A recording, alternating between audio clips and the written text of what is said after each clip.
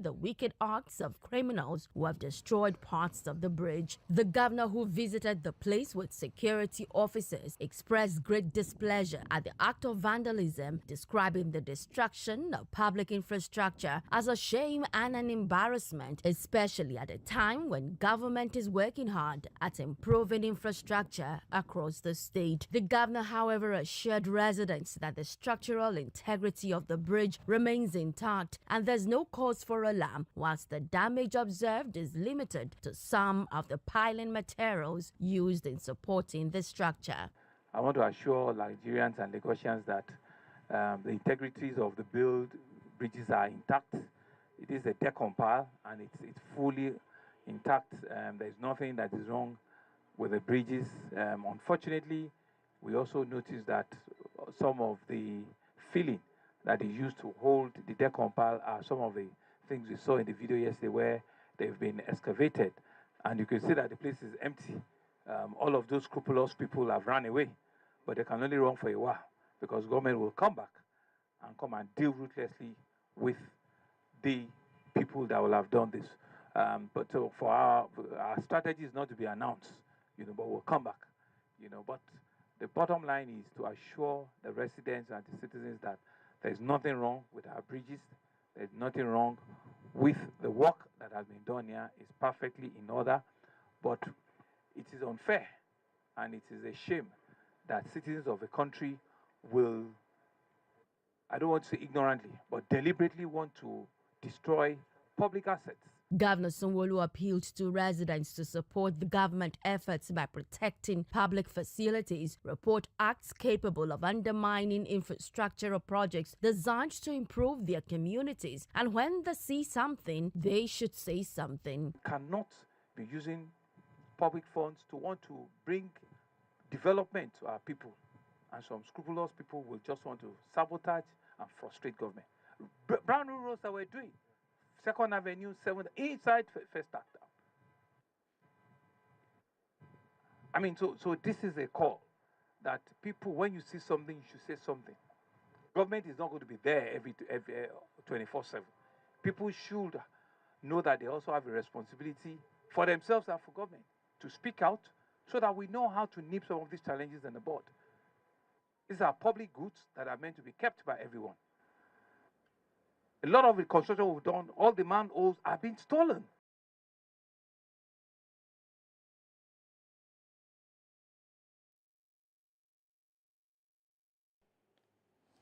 A report there from Mr. Governor inspecting the Alakija Bridge and, of course, assuring residents that the bridge is safe.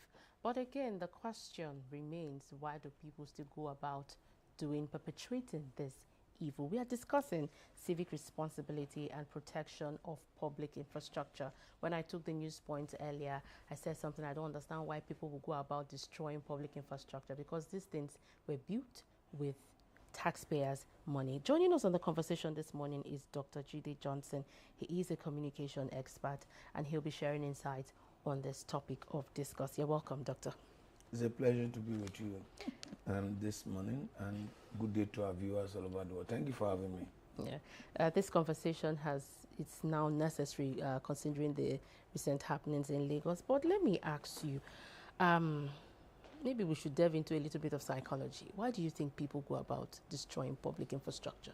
Human by nature are selfish, brutish, and destructive. And that is why you have government. I don't know the philosopher that came up with that assertion. I can't recall, but human beings by nature are selfish, brutish, and destructive. And so you must have government to regulate human interaction and human interface with one another, and that's why you have the criminal justice system.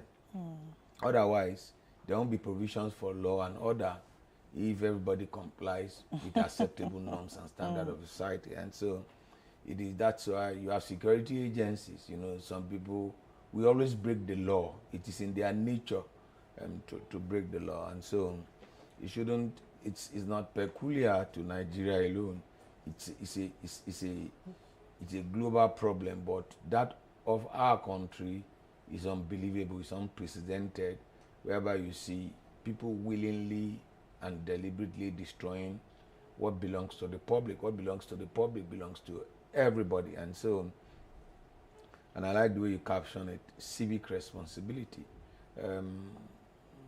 What is the level of education that we give people when it comes to civic responsibility? For example, I share this with my student a lot. You take a sachet of pure water and you drop it on the floor.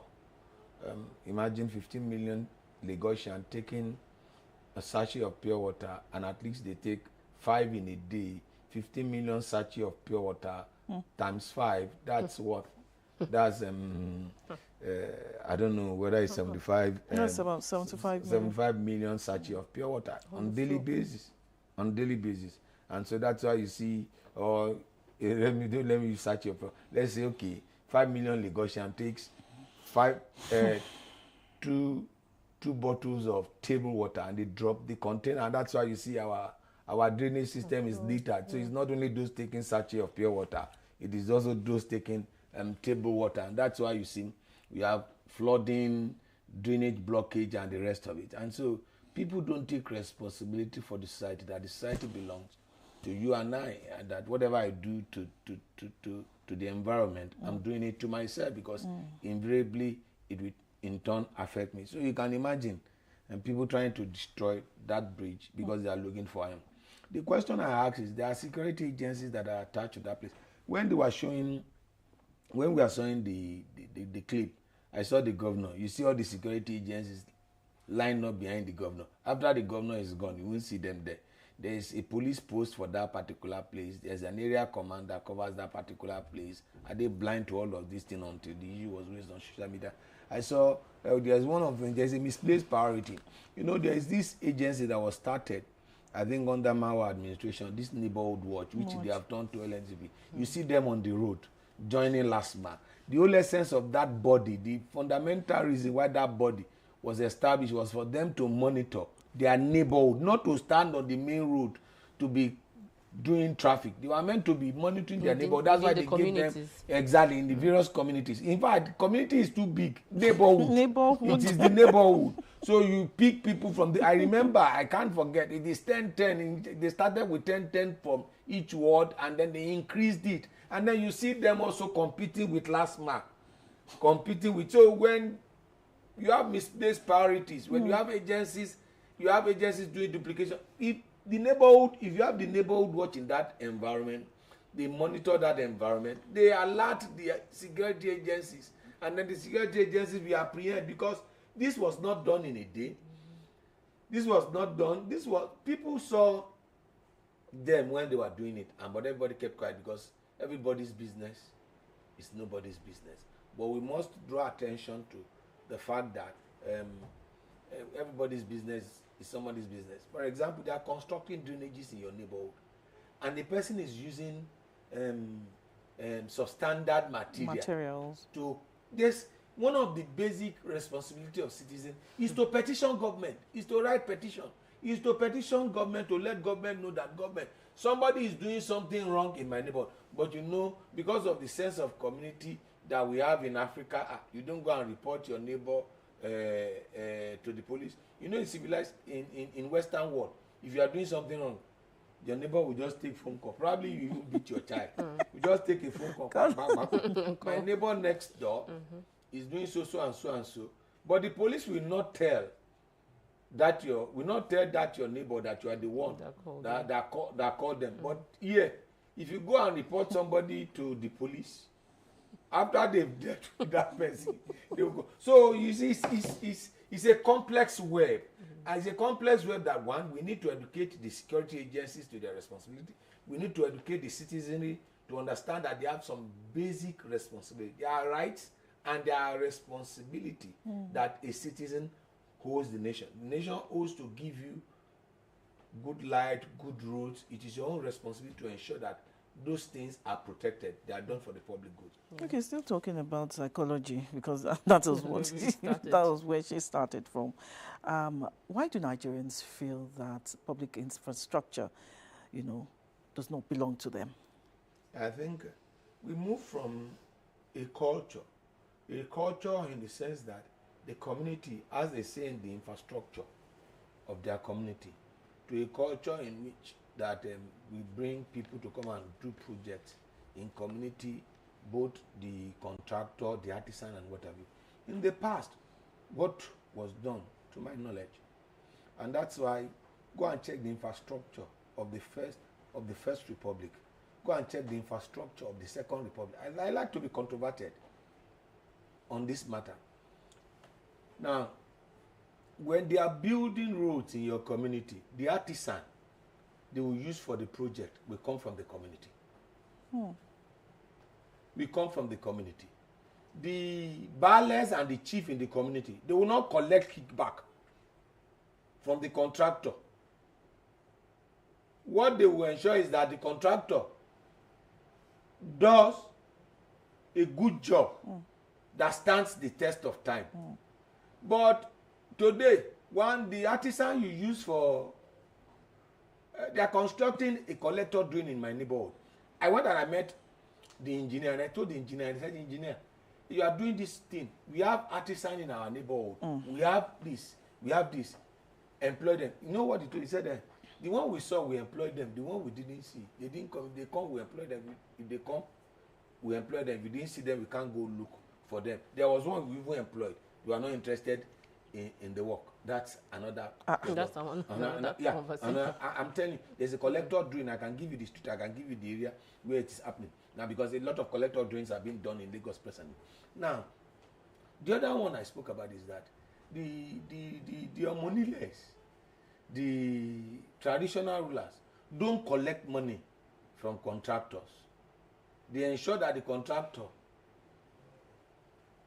does a good job. However, the reverse is the case. Everybody wants to have a bit of the pie. And as a result, if the contract value is 1,000 naira, the landowner have collected, everybody has, you have substandard,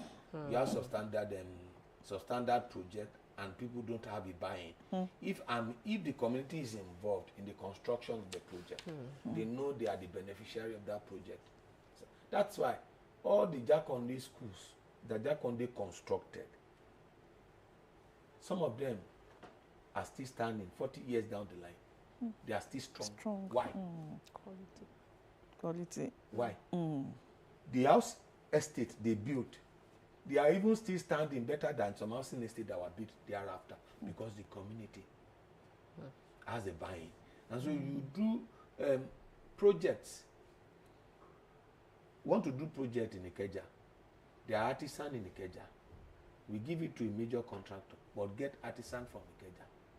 You want to do in Agege. In that way, you also empower the people in the community. You get their buy-in. And so, for me, we need to get a lot of community buy-in, engagement and involvement in project construction. Otherwise, so they can take ownership of it. They can take ownership. At the end of it all. They can take ownership. They can take ownership of them of the project. And in most cases, when they do this project, you just see that people are mobilized to site, and people are not aware of what. For example, the one I'm talking about, the collectors training, the culvert that leads to my street, they've destroyed the culvert for the past 3 weeks. They've not done anything till date. So I had to park my car in another street. Are you get what I'm saying? So you don't know when and how those projects are done, and then when these projects are done, the people doing it think that they are doing the citizen a favor. And so when you have that disposition, what will be the attitude of the citizenry to such project at the end of the day? Finally, the things that are stolen from that from the bridge. Where do they sell it to? Do you want to tell me that the police don't know where they sell it? You see the manhole. Governor was talking about manhole. I knew how many times they've replaced the manhole along College Road, Iju Waterworks Road. I knew how many times they've replaced that manhole. Now, when they take that manhole, there's a particular market, they sell it. Which is open to everybody. Which is a common knowledge. Common knowledge. You don't need to ask the security agencies. They know the market. They know the market. And there are people buying and selling. They know those. Streets. In Yoruba folklore, the greatest thief is not the person stealing. It is the person buying from the thief that is the greatest, because he is the patron of the thief. He's the one encouraging the thief. He has created the market for it. You know where they sell this iron? You know, this road, you see them pushing cart. We see not common knowledge that you see in this street, cart pusher Are not allowed. So when they push the cart, where do they put it to? Who are those buying it? You know the market. You go to the market, the various market. So if you have if the security agencies have meetings with those operating the market, that if something happen, we come and pick you people up, then you know that they will not buy it again. Okay, well, we've tried to understand, why people do this, and why we as citizens, don't try to take ownership of infrastructure. Some people have argued that this heinous practice is being done out of survival. Some say it's greed. Some have called it different names. So how can this particular practice be curbed? Even if it cannot be stopped completely, how can it be curbed? How can it be at least brought to the barest minimum? Well, it's for agencies of government. Besides the LNSC that you mentioned earlier. To play their role. Is for the community also to play their role. Is for you and I to play our role. But really, is it out of survival? The very first question I asked. It's not about survival. It's just about laziness. It's about laziness and wickedness. Because if you have the energy to break concrete and take out the iron, you have the energy to work on site. Must be very strong. You have the energy to work on site as a laborer. As a laborer. While we were growing up, one of the things you do is either you work in this Ikeja Industrial Estate, Ilupeju Industrial Estate, and then Matori Industrial Estate. That's the fact. Once you leave secondary school, is either you work in those places or you do labourer job. You do labourer job. And so many people in our generation did labourer job. And some worked in those factories 6 to 8 to make ends meet. Not this day that you have other means that children, youths used to make. That's when the term dignity in labor. There's dignity in labor. So this these people full of criminal intent, they are lazy. They have the energy to steal, but they don't have the energy to work. There are so many jobs. They are looking for people to collect drains, to do all of that, but they want to make quick money. And you know the interesting thing? This thing is tied to drugs as well. This thing is tied to drugs. They make this money. They use this money to buy drug. The drug energizes them to go and do it. To go and do it again, and they quickly use this money to go do your investigation. Those that are tied, those that have this criminal intent, they're into drugs. They are under the influence of drugs. Somebody cannot, in his right thinking, be eating, and then once they are through, they use it to buy the drug, and for a moment, and then they continue. They go back to their nefarious activities. And so for me, it is sheer wickedness and failure of a lot of things, parental, societal, and governmental. Okay, until I want to, I'm not just looking at vandalism alone, I'm also looking at misuse of public facilities and infrastructures. Should citizens still demand for more infrastructures if they are not taking ownership of the ones provided?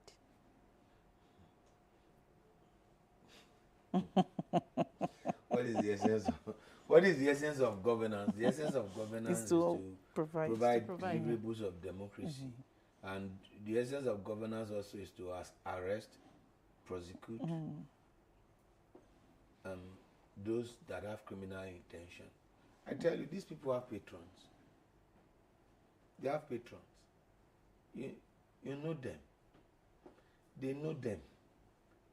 If there is a crime and the police want to arrest the perpetrator of that crime, it doesn't take them 48 hours to apprehend these criminals. It doesn't take them. But you see, this country is a complex country. And sometimes the complexity of our nation makes the application of the law practically impossible. I can tell you for a fact, except you have not experienced it, there are some categories of Nigeria you take to police station. You can't prosecute them. You are released. It's a fact. I'm saying it live on TV. And people that have experienced it know what I'm talking about. I'm not an ethnic, I'm one of the most liberal person when it comes to religion, when it comes to this, when it comes to that. But I tell you, and I'm not doing profiling, but there's a profiling to the category of people that engage in this thing, except you want to play the ostrich. And there's no basis playing the ostrich. I give you an example. I was talking with Daddy Orekoya before he came on set, the last guest that left, who happens to be a big uncle to me. While we are having an off-set conversation about what I'm coming to discuss. A friend of mine, the wife is based in the US, built a property very close to Winners Chapel. And then the electrical fittings they use, imported, they use the electrician, because they've not lived in the house. All the fittings, all the wiring, they removed it. And then those that joined them was the guard that they employed to watch over the house and what have you. The case was not being able to prosecute. When they got to when the police arrested them, and even the people that bought the equipment, and we know where they are from, they couldn't prosecute them. So that's why I said there's a complexity about the Nigerian nation. And if you understand the complexity, the people that are engaged in this kind of activity, they are from a particular section of this country, and they are untouchable. You can quote me, Jide Johnson, and I stand by. They are untouchable. So, you're saying that some people now are above the law? Well, the people that remove manhole, I can tell you the various manhole. I can tell you the junction. I grew up in Waterworks, so I know about manhole. That road that you see, Jew Road, College Road, there is a pipe. There is a big pipe under that road that used to bring water from Waterworks down to Lagos, that supply everywhere in Lagos. It is now that the government has made everybody to be water corporation, that everybody now has borehole in their respective houses. So water used to be supplied to every nook and corner, right from the Jew Waterworks down before Adiyan was commissioned in the 80s.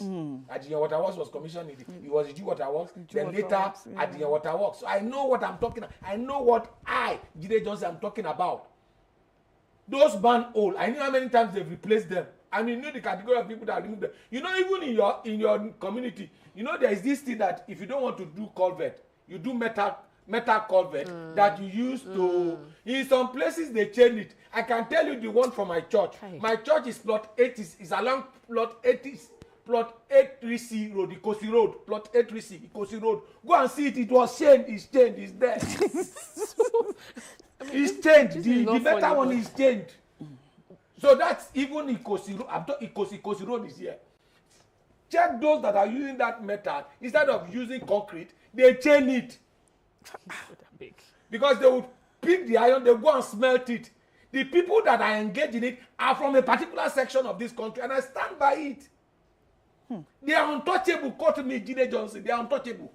Okay, let's talk about communication. And now that from all we have discussed, yeah, it's an attitudinal problem. You know, it's a mindset issue. So do you think public awareness campaign can be, you know, done or can be used to change the civic behavior by people? Well, it's important for you understand that in the 80s, the Buhari administration came up with war against indiscipline, which was an attempt to bring about a new culture, a social responsibility, community involvement, community engagement, civic responsibility. That was later changed to National Orientation Agency by the Babangida administration. And Babangida changed it to MAMSA, and then I think it was Abacha that changed it to National Orientation Agency, which still remains till date. That agency is moribund. That, you know, you and I, we know how to don't check out. Japa syndrome did not start. It didn't start now. Didn't start today. Yes. Japa syndrome, Andrew don't check out, was a message of war against indiscipline about Andrew, somebody trying to japa from Nigeria in the 80s. And so we could recall a lot of, check out the voters turnout for the transition to June 12th, and check out the voters turnout now. So a lot of Nigerians were conscious of their roles, of their responsibility, because this agency, before you know, when I see this agency messages, I just saw NO agency. You know, when I saw NO agency during the World Cup, and I saw their messages during the World Cup. I was seeing it on DSTV, and what I said is, this where you people should place this advert, and in the midst of all other adverts, your messages will get lost. That's not even the right platform for you to start talking about consciousness and the rest of it. You recall that period, we use both traditional platform and mainstream media. We use local theaters, we use play, we use folklore, we use a lot of things. And now if you are looking for behavioral change, you can only use the mainstream media to create awareness. You require traditional media, well, traditional in the sense of it.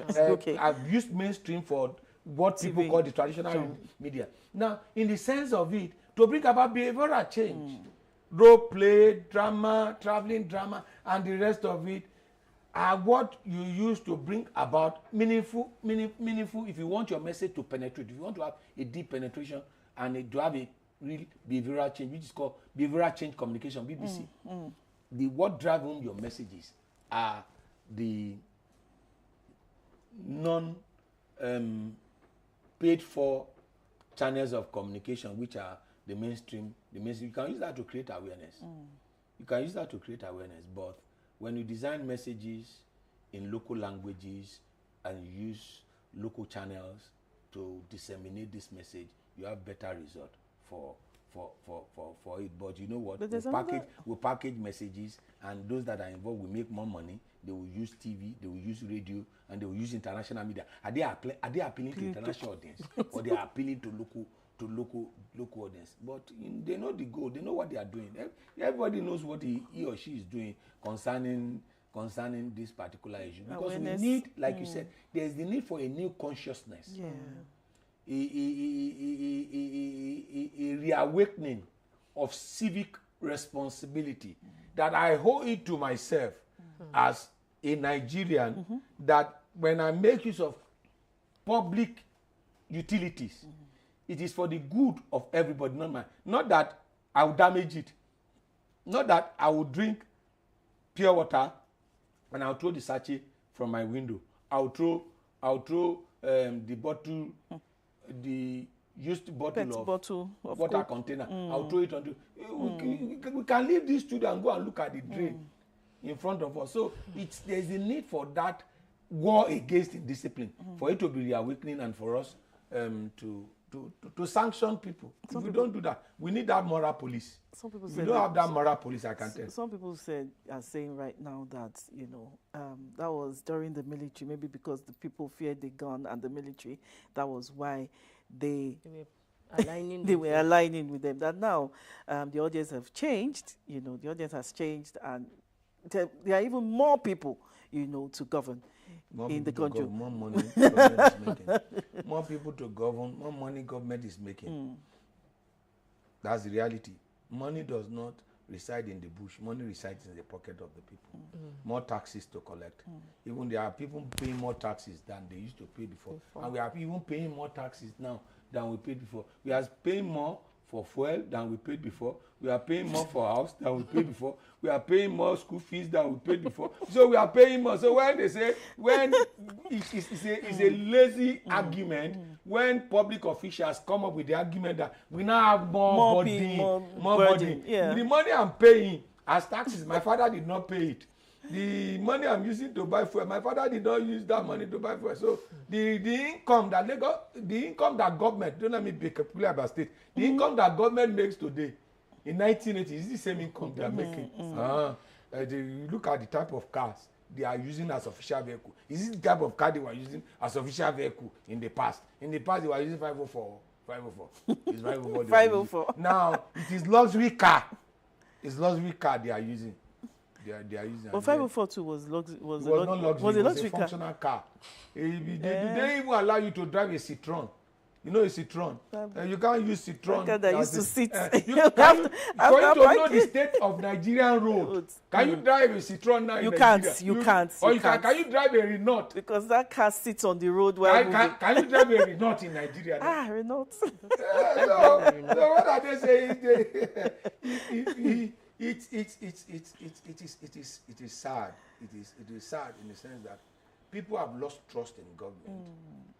They've lost trust in public officials. As a result of that, they don't care again. An average Nigerian does not care. That's don't the care. reality. That is.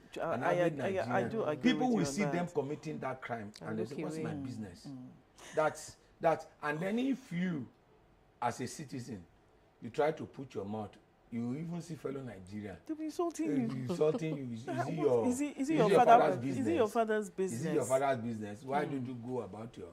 And so we must create that sense of belonging, that sense of community ownership, that this thing belongs to every one of us. And what belongs to every one of us, we must rightly protect. I'll quickly give this illustration. My father used to share this story about telling us to take about, me and my brother taking about responsibility. Okay. He said there was a king.